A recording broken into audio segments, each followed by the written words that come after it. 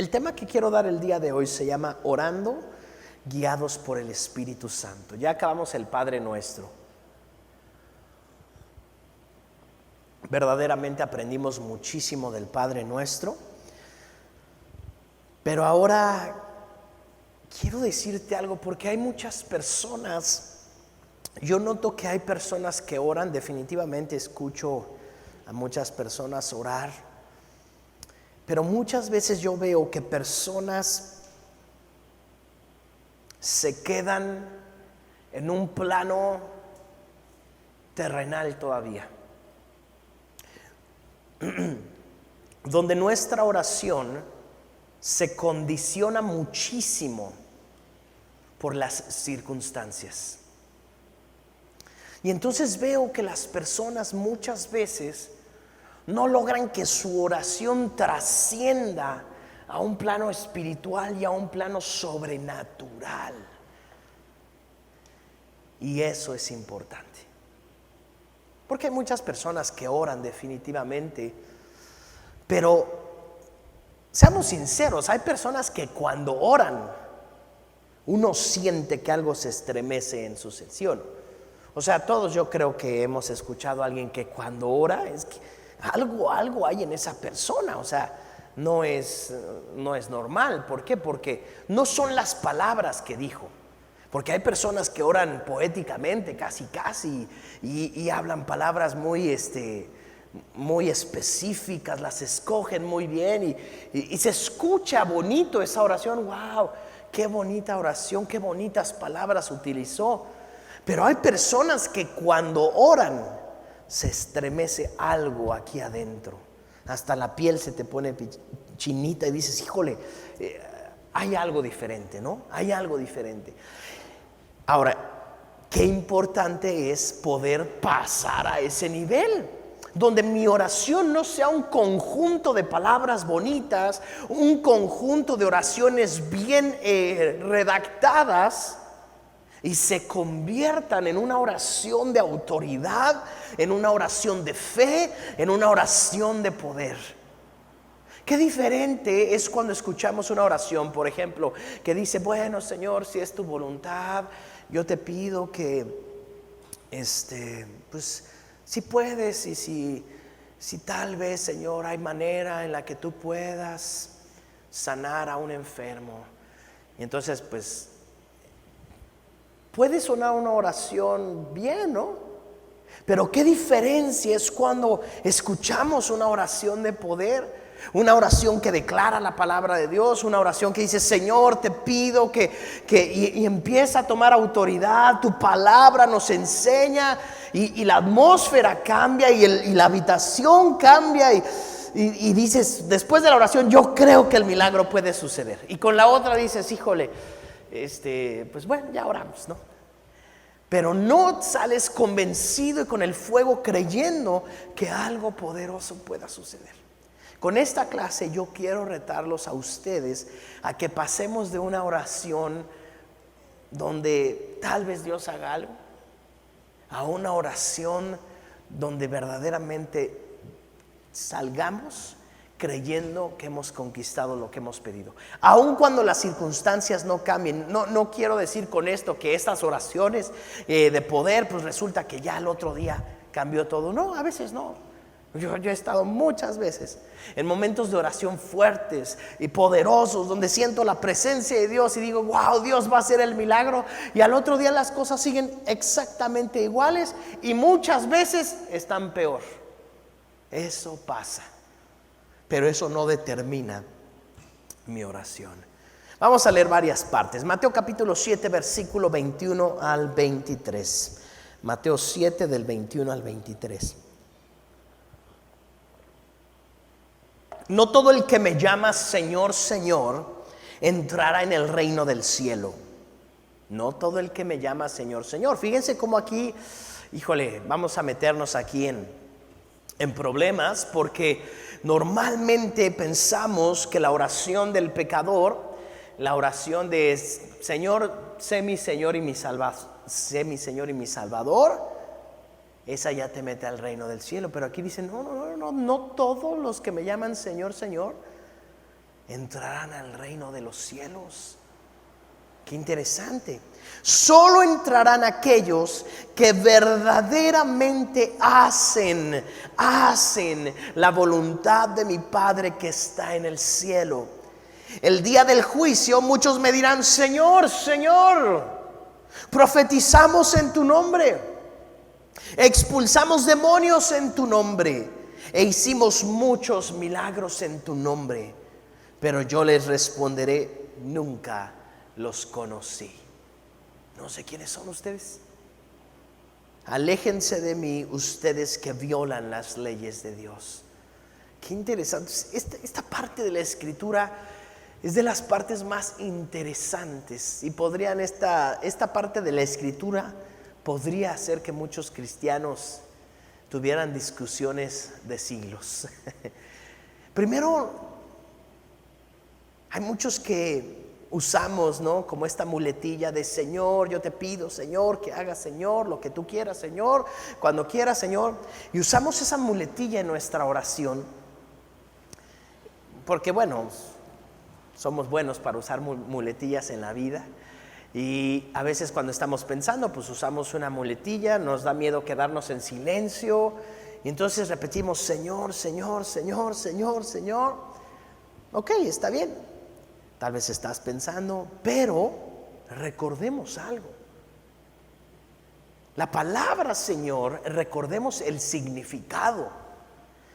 La palabra Señor es decir: yo soy tu esclavo, yo te pertenezco. Este es el contexto de esa palabra Señor. Yo sé que hoy en día cualquier persona es un señor. Yo con mis 35 añitos soy un señor. Y a veces me dicen Señor y yo digo: oiga, no me falta el respeto de esa manera. Porque uno piensa que Señor es, pues sí, una persona, es una frase de respeto, ¿no? Señor es una persona mayor que yo, entonces es un Señor y como que pongo un respeto. Y es lo mismo que hacemos con Dios, le ponemos un respeto a Dios, ¿no? Sí, lo respeto, Señor, lo respeto. Pero la palabra literal Señor es: yo soy tu esclavo, yo te pertenezco a ti, dime y yo obedezco.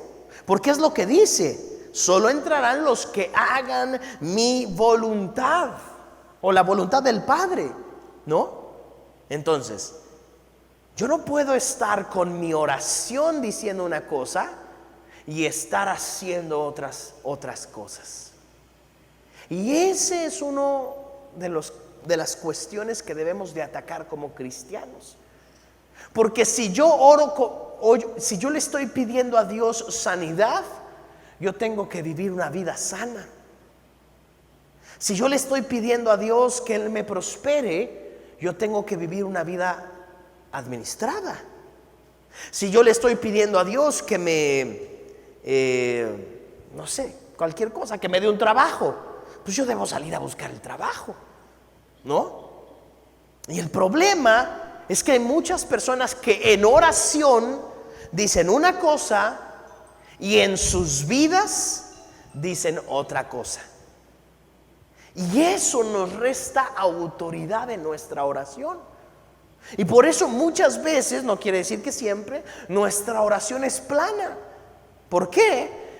Porque yo oro y digo: sí, Señor, yo sé que tú me vas a sanar y yo sé que tú eres muy bueno. Pero por el otro lado, vivo una vida que me enferma más de lo que me sana. Vivo una vida sedentaria, vivo una vida que no camina, vivo una vida que no come bien, vivo una vida de comida chatarra. Entonces, Dios puede hacer todo, definitivamente. Pero a veces nuestra vida no es de acuerdo a nuestra oración. Y entonces nuestra oración tiene muy poco efecto en nuestras vidas. ¿Por qué? Porque la verdad es que no lo estamos creyendo. No lo estamos creyendo. Estamos diciendo muchas cosas bonitas en la oración, pero no lo creemos de tal manera que eso impacte en nuestras vidas. Entonces, por un lado yo no puedo, por ejemplo, bendecir a mis hijos en oración y decir, Señor, bendice a mis hijos, haz esto y tal, y decir lo que sea, y por fuera decir es que ustedes son unos tontos, son unos flojos y tal, y tal, y maldecir y hablar mal de ellos, y no puedo. O sea, o vas a bendecir o vas a maldecir. La misma palabra dice, no puedes echar agua dulce y agua salada por una misma fuente. Por un río en un río no puede fluir agua dulce y agua salada. ¿Por qué? Pues porque se combina, se vuelve toda salada. Entonces, no podemos bendecir por un lado y maldecir por otro.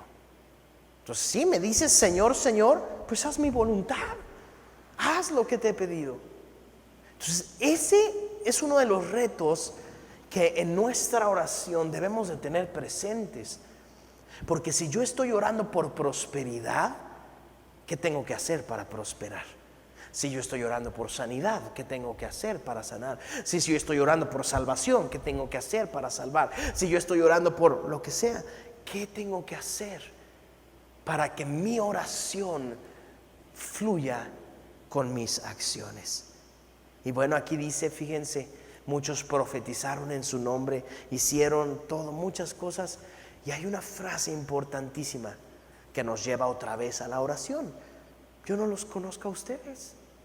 Yo no sé quiénes son ustedes. ¿Por qué no los conozco? Bueno, podemos poner ahí 1000 cosas, pero te voy a dar un ejemplo.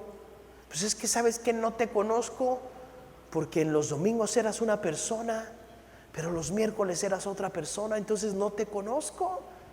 No sé con quién estoy hablando, porque parecías dos personas completamente diferentes. Por un lado, pues orabas, pedías, hacías, ibas a la iglesia, pero por el otro lado destruías todo lo que construías en la iglesia. No te conozco, no sé quién eres. Interesante, porque también podemos ver que Dios no está esperando tanto que profeticemos, que sanemos a los enfermos, que hagamos tanto como el conocerlo a Él. Y es lo que les he estado hablando en todo este curso.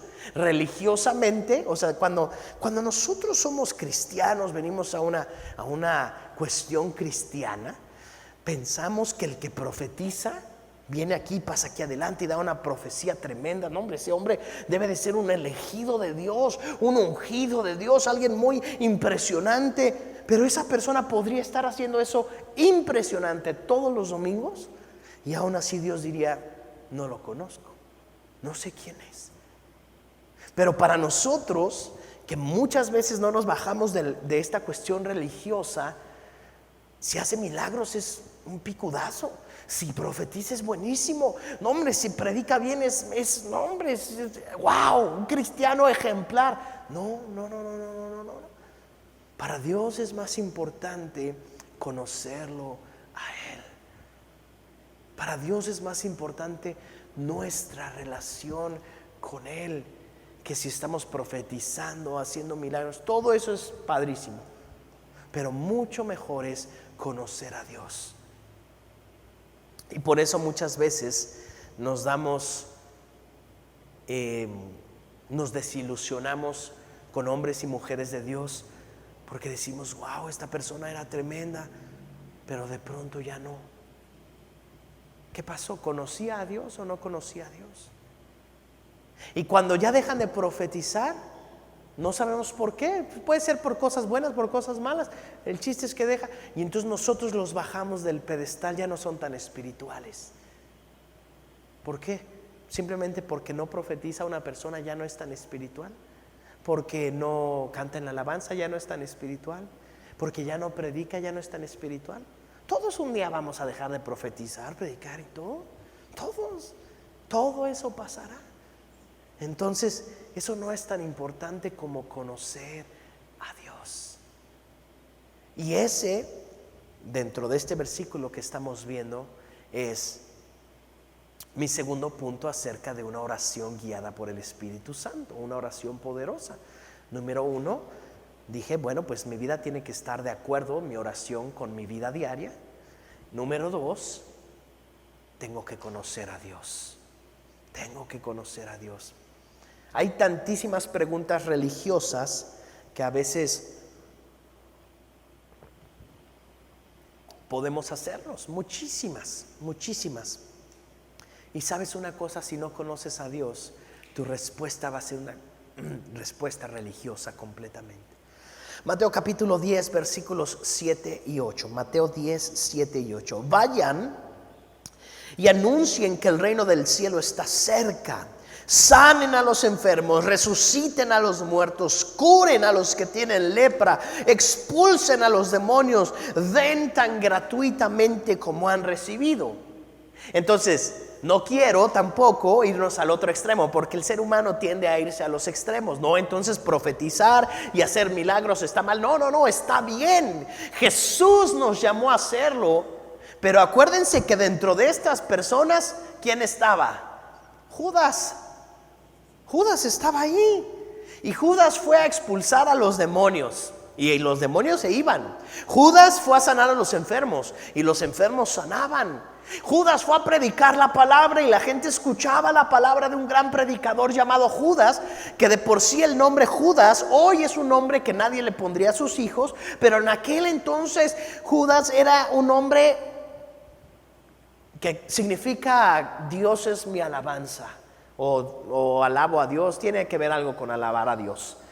Entonces muchas personas escogían ese nombre para sus hijos. Una de las 12 tribus se llama Judá. Ese es el mismo nombre, nada más que Judas es el del griego y Judá del hebreo. Pero es el mismo nombre. Y hay muchas personas que se llamaron Judá. Y era importantísimo. Pero este hombre que sanó enfermos, que liberó a los endemoniados, que expulsó los demonios de las personas, que predicó la palabra, que sanó a los leprosos, que hizo, este mismo hombre se suicidó y él fue el que entregó a Jesucristo. Wow. Jesús mismo lo mandó a hacer todo esto. Pero ¿qué pasó con Judas? Híjole, pues prefirió tomar el camino incorrecto y dejó el camino de Dios. Imagínate haber estado 3 años caminando con Jesús, escuchando su palabra, comiendo de su mismo plato. Pero cuando un Judas quiere ser Judas, no importa de quién aprenda, esa persona va a ser un Judas. Puedes tener al mejor maestro, el mejor predicador, aquel que hizo milagros. O sea, ¿qué mancha podría encontrar en Jesús? Y aún así, Judas no le conoció. Judas no conoció a Jesucristo. 1 Corintios 13, versículos 1 y 2. Si pudiera hablar todos los idiomas del mundo y de los ángeles, si pudiera yo hablar en lenguas angelicales, en lenguas humanas, pero no amara a los demás, yo solo sería un metal ruidoso o un címbalo que resuena. Si tuviera el don de profecía y entendiera todos los planes secretos de Dios y no tengo amor, de nada me sirve. De nada sirve. De nada sirve. Entonces, no se trata de hablar en lenguas. Hay muchas personas que no oran en lenguas en la iglesia y a veces, queremos hablar en lenguas y nos sentimos culpables. Es que no hablo en lenguas, no oro en lenguas, no puedo, intento y no me sale. No te preocupes, amas a Dios, búscalo. Si Él quiere darte el don de lenguas, te lo dará. Si no te lo da, no te preocupes. No eres menos espiritual, porque tendemos otra vez, la religión me enseña, mira, están los cristianos aquí a este nivel, y el cristiano que ora en lenguas ya es más espiritual, y el que profetiza es más espiritual, y el que hace milagros y resucita a los muertos, no, pues ese ya casi es un ángel. Y eso es mentira. Tenemos que quitar eso de nuestra mente, porque no es así. No es así. Delante de Dios todos somos hijos amados, y la palabra es clara cuando dice que Dios no hace acepción de personas. Entonces, no pensemos que una persona es más espiritual, más bendecida que otra por las cuestiones que vemos. No juzguemos de acuerdo a lo que nuestros ojos ven, sino a lo que nuestro espíritu nos está hablando. Les he comentado muchas veces. Hoy podemos decir, no, es que un pastor es tremendo porque ese pastor tiene una iglesia de 20,000 personas. No, la verdad debe de ser una chamba dificilísima, ¿no? Debe de ser un hombre tremendo de Dios. Sí, claro, definitivamente, porque eso no se hace de la noche a la mañana. Pero ¿qué de aquellos pastores que tienen a 10 personas en la comunidad Raramuri, en la sierra, en Oaxaca, en Guerrero? ¿Es menos espiritual? No, al contrario. O sea, yo digo, wow, qué impresionante este hombre entregando su vida por 10 personas. Un hombre que traduce la Biblia al náhuatl, un hombre que traduce la Biblia a cualquier otro dialecto o lengua de nuestro país. Qué impresionante. Es igual de impresionante. Pero a veces, no, es que este profetiza, es que qué padre que lo haga. Pero igual de bendecido es aquella mujer cristiana que solamente dobla sus rodillas en casa. Yo veo que, por ejemplo, cuando hay muchos cristianos que han sido cristianos por años y llegan a su etapa de adultos, pasando los 60, 65, 70 años, y entonces, no, es que ya no puedo servir como antes, ya no puedo predicar como antes, ya no puedo hacer. Y entonces es como que pues ya no puedo servir a Dios, ya no puedo hacer. Pero ¿sabes una cosa? Doblar tus rodillas en tu habitación es igual de poderoso. Igual. Nadie lo va a ver, nadie te va a aplaudir, nadie va a... No, eso no importa. Eso no importa porque es hacia arriba.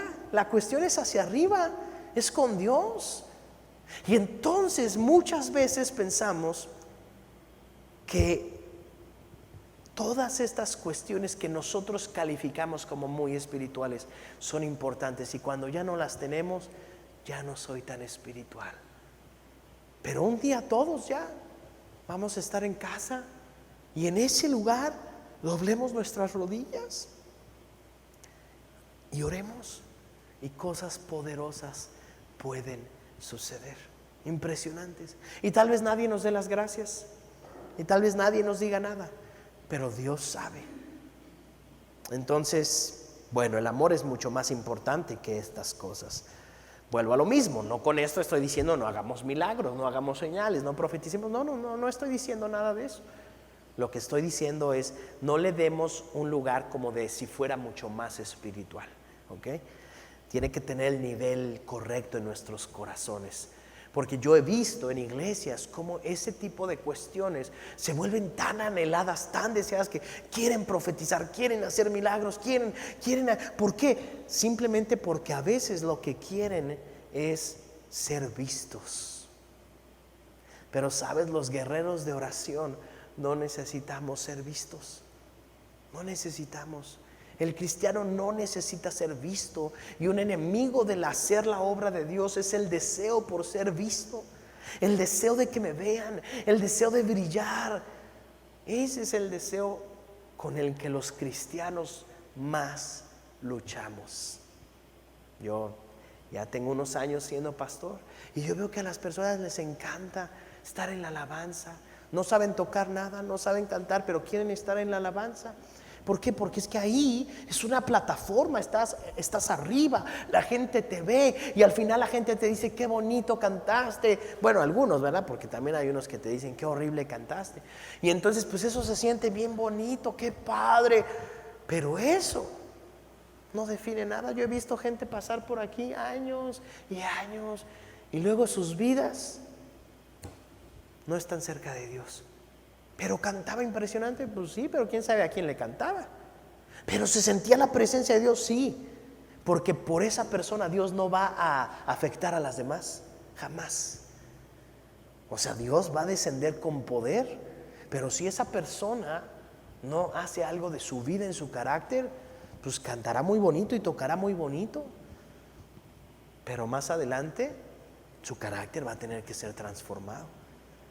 Y muchas personas les gusta predicar y personas les gusta ser vistas, profetizar. Es que tengo una palabra de Dios, y hay personas que cada domingo quieren decir una palabra de Dios y luego de repente sus vidas completamente lejos del Señor. Bueno, pues que no, Dios le hablaba, hasta el número de teléfono celular de Dios tenía. A veces así pasa. Una oración que provocó un avivamiento. Hechos capítulo 2, versículos 1 al 4. Esta oración es importante, es la del Pentecostés. Dice el versículo 1, Hechos 2, 1. El día de Pentecostés, la palabra Pentecostés es 50 días después de la Pascua. ¿Okay? Es una fiesta judía que ahora para nosotros los cristianos tiene otro significado, que es la llegada del Espíritu Santo. Pero el día de Pentecostés, todos los creyentes estaban reunidos en un mismo lugar. Y de repente se oyó un ruido desde el cielo parecido al estruendo de un viento fuerte e impetuoso que llenó la casa donde estaban reunidos. Los creyentes estaban en un mismo lugar esperando al Señor, orando, buscando al Señor. Pero estos creyentes ya eran poquitos. Cuando Jesús subió al cielo unos días antes, había 500 creyentes llamados discípulos, con los cuales Jesús había estado. Algunos de ellos Jesús los había sanado a algún familiar, algunos eran leprosos y Dios los sanó. Y estuvieron en esos 3 años con Jesús. Jesús muere, resucita, y a estos 500 que eran ya las personas cercanas a Jesús, Jesús les dice: yo me voy, pero les conviene que me vaya, porque viene el Espíritu Santo. Y cuando el Espíritu Santo venga sobre ustedes, pues ahora ustedes, 500 hombres y mujeres de fe, ahora ustedes van a hacer lo que yo hacía por todas las naciones. Y dice que todos vieron a Jesús irse al cielo. Y los ángeles que salieron dijeron: así mismo va a regresar Jesús y todo ojo lo verá. ¿Ok? Esa es nuestra promesa. Bueno, estos 500 hombres, unos dijeron: no, yo no tengo tiempo de esperar, yo me voy. Otros se fueron para acá, otros se fueron para allá, otros se fueron para acullá. Lo importante es que solo quedaron 120. 380 se fueron. O sea, quedó una cuarta parte, menos de una cuarta parte quedó. Y se fueron 3/4 partes. Curioso que en la Biblia nos habla mucho de esto, cómo normalmente solo una cuarta parte de las personas son aquellas que verdaderamente continúan.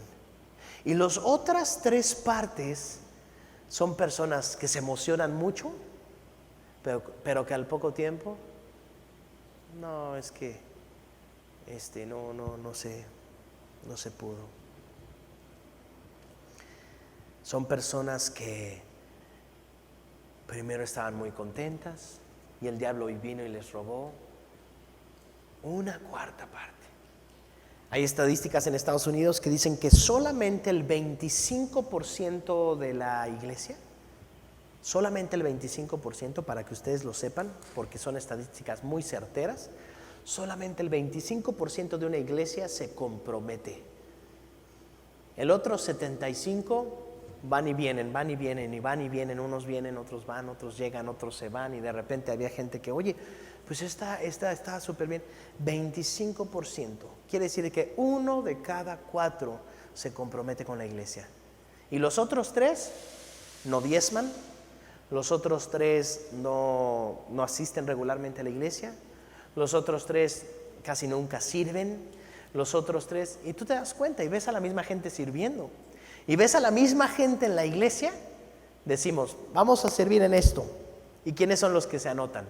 Los mismos que se anotan a servir en el domingo, los mismos que se anotan a servir en Life Kids, los mismos que se anotan a servir en la alabanza. Son los mismos que siempre están dispuestos. Y el otro 75, nada más están por ahí volando, flotando. Van y vienen. Eso es súper certero y desde Jesús nos lo enseñó en la parábola del sembrador. Y aquí vemos cómo solo 120 personas quisieron quedarse. Pero esa oración que estaban haciendo en ese lugar, en el Pentecostés, cambió la historia de la humanidad. Porque gracias a esas 120 personas empezó a suceder un avivamiento en la iglesia. Sigo leyendo el versículo 2, dice: de repente se oyó un ruido desde el cielo, parecido al estruendo de un viento fuerte e impetuoso que llenó la casa donde estaban sentados. Y luego algo parecido a unas llamas o lenguas de fuego aparecieron y se posaron sobre cada uno de ellos. Y todos los presentes fueron llenos del Espíritu Santo. Y comenzaron a hablar en otras lenguas conforme el Espíritu Santo les daba la capacidad. Y si tú y yo estudiamos, y lo voy a mandar en las notas, las van a recibir al rato, a partir de ese momento la iglesia cambió. Número 1, ¿qué pasó? En el versículo 37 y 38, Pedro predicó su primer sermón a miles de personas, o el primero como escrito, o sea, registrado en la Biblia. Tanto es así que en el versículo 37 y 38 de ese mismo capítulo dice: las palabras de Pedro traspasaron el corazón de ellos. Ya no era lo mismo, era lo que te decía. Ahora la vida de Pedro fue completamente cambiada. Después, la segunda cosa que sucedió, la iglesia creció. En el mismo capítulo, Hechos 2, versículo 41, dice: los que creyeron lo que Pedro dijo fueron bautizados y se sumaron a la iglesia en ese mismo día, como 3,000 en total. Fíjense, había 500, solamente el 25 recibió al Espíritu Santo, 120. Pero esos 120 fueron capaces de predicarle a esas 3,000 personas. Después, en el versículo 42, vemos que hubo un compromiso con Dios. Fíjate, un compromiso. Dice el versículo 42: todos los creyentes se dedicaron a las enseñanzas de los apóstoles, a la comunión fraternal, a participar en las comidas, entre ellas la cena del Señor, y lo último que dice es: y la oración. La oración. Si te das cuenta, la oración está puesta en cada parte y en cada fibra de la iglesia y de la escritura. La oración, estos 3,000 se convirtieron en personas que empezaron a continuar orando. Versículo 43, empezó a haber señales y milagros. Hubo un profundo temor reverente sobre todos ellos, y los apóstoles realizaron muchas señales, milagros y maravillas. Versículo 45, hubo generosidad. Vendían sus propiedades, dice el versículo 45, y sus posesiones, y compartían el dinero con aquellos en necesidad. Fíjate todo lo que provocó la oración y la llenura del Espíritu Santo. Por eso es tan importante que nuestras oraciones sean guiadas por el Espíritu Santo y pasen de ser oraciones planas a hacer oraciones guiadas por el Espíritu Santo, porque esto es lo que produce la oración guiada por el Espíritu Santo. Ahora que tú has aprendido esto, ya no puedes quedarte con una oración ahí más o menos. Pues tal vez si Dios hace algo. No. Tú toma la autoridad y toma la fe y toma la convicción de decir: mi oración hará que el mundo sea transformado, que Cuernavaca sea transformado, que Plenitud de Vida sea transformado. Si en algún momento tú estás viendo que Plenitud de Vida, porque es una iglesia y todas las iglesias pasamos por momentos difíciles, nuestra iglesia ahorita está pasando por momentos difíciles, y lo peor que podemos hacer es ser como Judas y empezar a criticar y empezar a hablar y empezar a traer división y eso es completamente incorrecto, completamente, porque eso ¿a quién va a bendecir? ¿Va a bendecir a alguien? No, a nadie. ¿Qué es lo que tenemos que hacer? Lo que hicieron los discípulos: orar,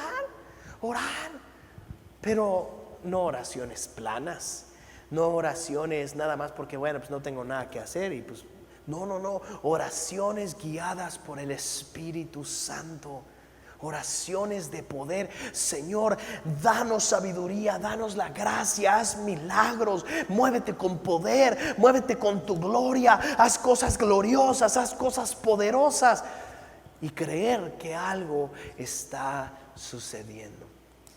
Y la última cosa que sucedió después del Pentecostés, Hechos 2, 46 y 47, la iglesia empezó a ser guiada, sanada por el Espíritu Santo. sanada y guiada por el Espíritu Santo. Versículo 46 y 47 dice: y adoraban juntos en el templo cada día, se reunían en casas para la cena del Señor, compartían sus comidas con gran gozo y generosidad, y todo el tiempo alababan a Dios, disfrutaban de la buena voluntad de toda la gente, y cada día el Señor agregaba a esa comunidad cristiana los que debían de ser salvos. Hubo salvación, hubo sanidad, hubo multiplicación. Pero eso no surgió de un pastor. No surgió de un pastor. No surgió de un pastor. Eso surgió de una iglesia orando. De 120 personas orando. Es completamente incorrecto echarle la culpa de la iglesia a un pastor. Porque sí, los pastores guiamos, los pastores decimos que esto, que el otro, sí. Pero si la iglesia no ora, el pastor es muy poco lo que va a poder hacer. Si la iglesia no ora con poder, es muy poco lo que vamos a poder hacer. Nuestro alcance es mínimo. La iglesia no solamente es de un pastor, de una pastora, no. No, porque yo no voy a tu trabajo, yo no estoy en tu casa, para eso está el Espíritu Santo. Porque el Espíritu Santo sí va a tu trabajo, el Espíritu Santo sí va a tu casa, el Espíritu Santo sí está con tu familia. A Él es al que necesitas. Y el pastor se va a morir, pero el Espíritu Santo jamás. El Espíritu Santo continuará hasta el fin del tiempo. Amén. Gálatas capítulo 5 versículo 16. Vamos a ver 3 citas más. Gálatas 5, 16. Por eso les digo, dejen que el Espíritu Santo los guíe en la vida, entonces no se dejarán llevar por los impulsos de la naturaleza pecaminosa. Ora para que el Espíritu Santo guíe tu oración. Por eso para mí uno de los ingredientes indispensables es ora en lenguas. Ora en lenguas, ora en lenguas, ora en el Espíritu Santo, dame el don de las lenguas. Quiero orar en lenguas porque cuando oro en lenguas el Espíritu Santo está hablando a mi espíritu. Y yo no sé lo que estoy diciendo, pero verdaderamente estoy orando algo poderoso, totalmente de acuerdo con la voluntad de Dios. En mi mente humana yo voy a decir, bueno, a ver si Dios puede sanar a alguien. Pero cuando yo estoy orando en lenguas, mi espíritu está clamando: Señor, sánalo, Señor, sánalo. Yo creo que lo vas a sanar. Sánalo, sánalo.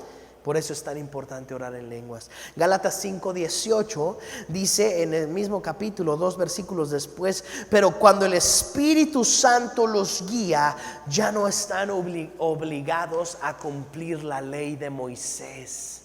Este versículo es interesantísimo, porque este versículo dice que cuando nuestras vidas son guiadas por el Espíritu Santo, no estamos obligados a cumplir la ley de Moisés.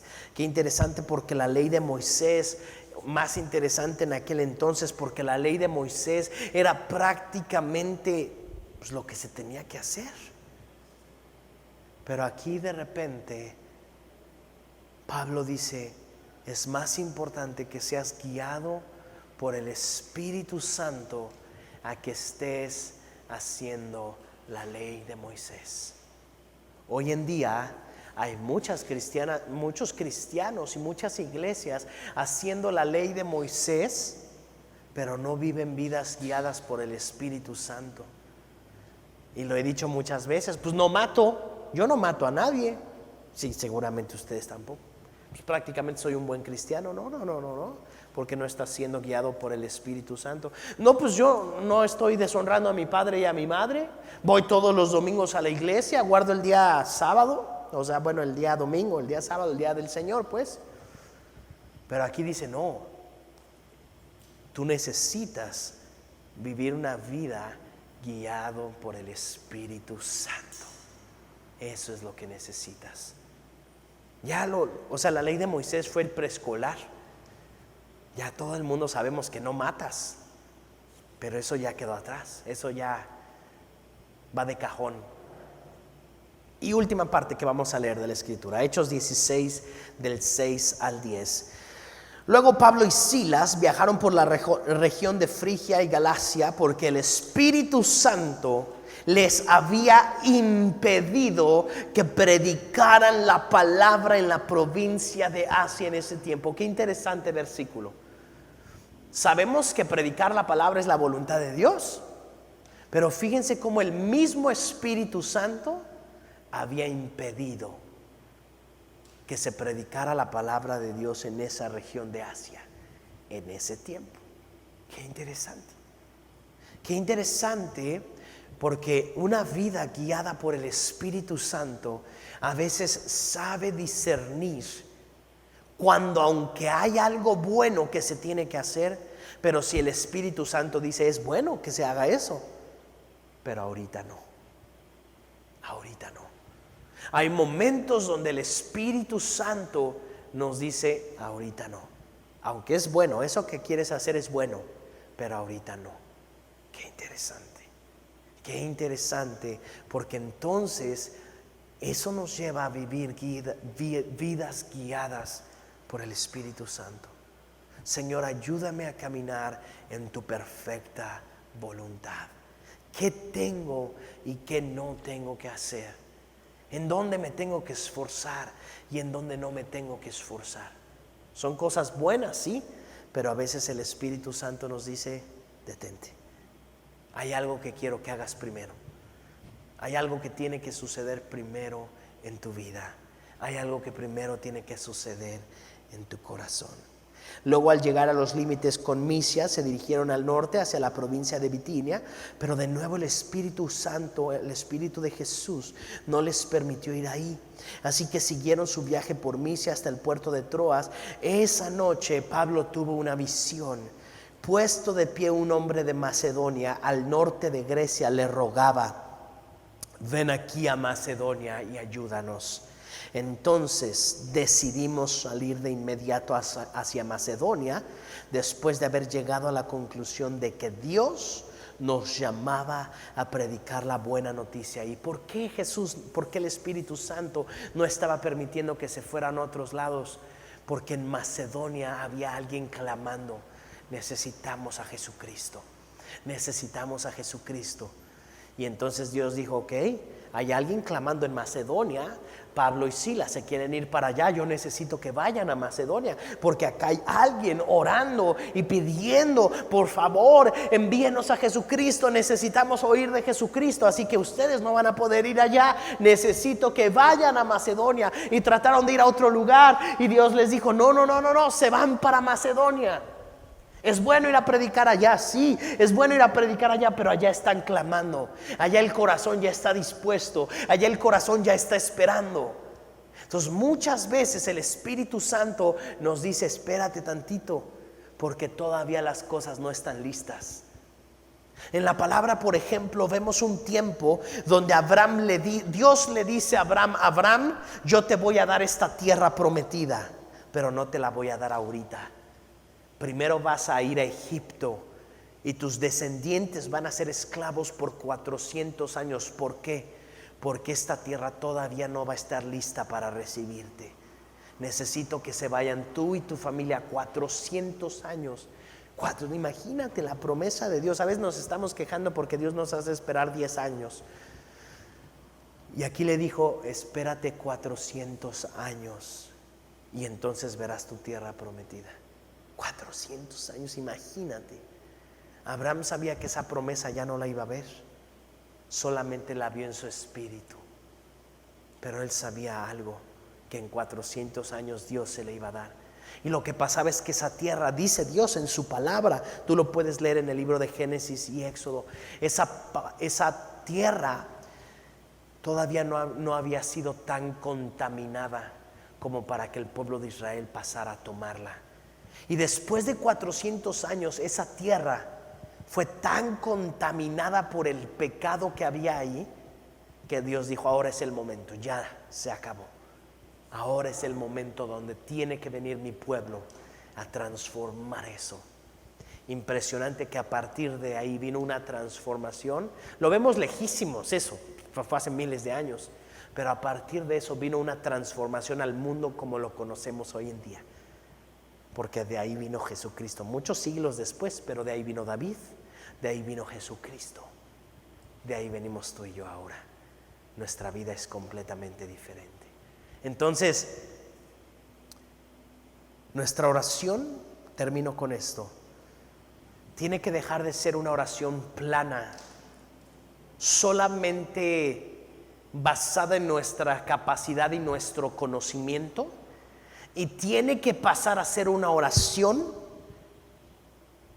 que vaya mucho más arriba de nuestra capacidad y de nuestro conocimiento. Y esa es una oración poderosa. Cuando veas al enfermo que se está muriendo, tu capacidad es: tú no puedes hacer nada. Pero la capacidad de Dios es: yo puedo resucitarlo. No importa que esté casi como muerto, ora para que yo lo resucite. Y entonces ahí nuestra oración se convierte en una oración de poder. ¿Sucederá el milagro? Pues solamente si oramos vamos a saber si sucederá. Si no oramos, ya tenemos la respuesta: el milagro no va a suceder. Pero si oramos, hay una posibilidad de que esa persona resucite. Comentaba ayer en la oración, me tocó dirigir ayer en la mañana. Un niñito se cayó hace creo que 2 semanas de un segundo piso, una semana, nos pidió una oración. Se cayó de un segundo piso, pues obviamente es grave, o sea, esa situación es grave. Es un niño de creo que 3 años, chiquitito, se cae de un segundo piso. O sea, piensa en músculos, cerebro, órganos, cualquier cosa. Es de otra iglesia, es de otro estado del país, pero nos pidió una oración y empezamos a orar junto a muchos cristianos, iglesias de toda la república, no sé si del mundo. Gracias a Dios, antier nos dieron la noticia que el niño está bien, el niño está sano, lo dieron de alta, ya no está en el hospital. Dios fue bueno, Dios hizo el milagro. Pero ¿y si nadie hubiera orado, hubiera pasado lo mismo? Pues lo más probable es la resignación, ¿no? Pues se cayó del segundo piso, no hay nada que podamos hacer. Lo sentimos. ¿Cuántos niños no han muerto de esa manera? Sus órganos explotaron por dentro, sus huesos se rompieron, su cerebro sufrió, no hay nada que hacer. Y el niño está bien, y nos mandaron la foto del niño saludando, un niñito chiquito. Eso puede suceder. Esa es la oración guiada por el Espíritu Santo. Tu carne te va a decir: no se puede, ni ores, resígnate, ya no hay nada que hacer. Pero el Espíritu Santo te dice: ora, cree, y el milagro sucederá. Profetízalo, créelo, y verás la situación cambiar. Y no solamente cuando te ven, y no solamente cuando estás aquí adelante, no. Ora y cree, aun cuando estás sola en tu habitación, solo en tu habitación, y puedes doblar tus rodillas y saber qué cosas maravillosas pueden suceder. Amén. Amén.